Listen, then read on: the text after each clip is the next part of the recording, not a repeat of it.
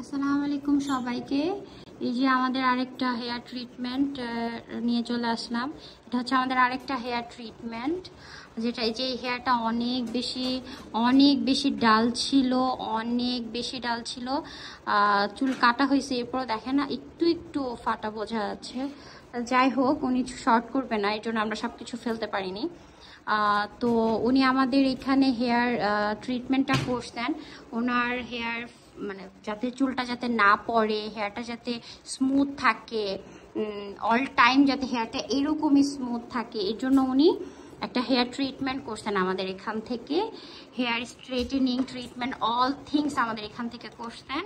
So এটা হচ্ছে আমাদের ফাইনাল রেজাল্ট, একদমই ওয়াশিংয়ের পরে, শ্যাম্পুর পরে অল টাইম এরকমই থাকবে, অল টাইম এমন থাকবে। এই যে আমি একটু দূরে থেকে দেখাচ্ছি, অল টাইম এমন থাকবে। হ্যাঁ, তো এইটা হচ্ছে আমাদের হেয়ার। তো আপু বলেন কেমন লাগছে আপনার? হ্যাঁ, খুব ভালো লেগেছে। আচ্ছা, আপুর অনেক ভালো লাগছে। Thank you. আপনাদের হ্যাপিনেসের জন্যই তো আমরা কাজ করি, তাই না?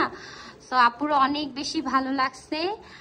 আপুর বাচ্চারও হেয়ার স্পাটা করাইছে, হেয়ার কাটিংটা করাইছে। ওই যে বাচ্চা এখানে দোলাতে খেলতেছে।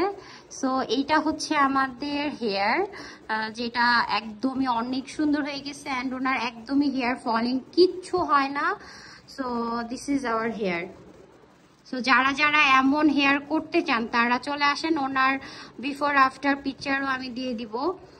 হেয়ারটা অনেক বেশি সুন্দর হয়েছে। অ্যান্ড দেখেন একদমই ন্যাচারাল, ফ্লাফি, ন্যাচারাল, শাইনিং, এইরকমই থাকবে অল টাইম। ইয়া, তো যারা আমাদের এরকম হেয়ার স্ট্রেটেনিং করতে চান আমাদের এখানে বুকিং করতে পারেন। থ্যাংক ইউ সবাইকে। বাই, আসসালামু আলাইকুম।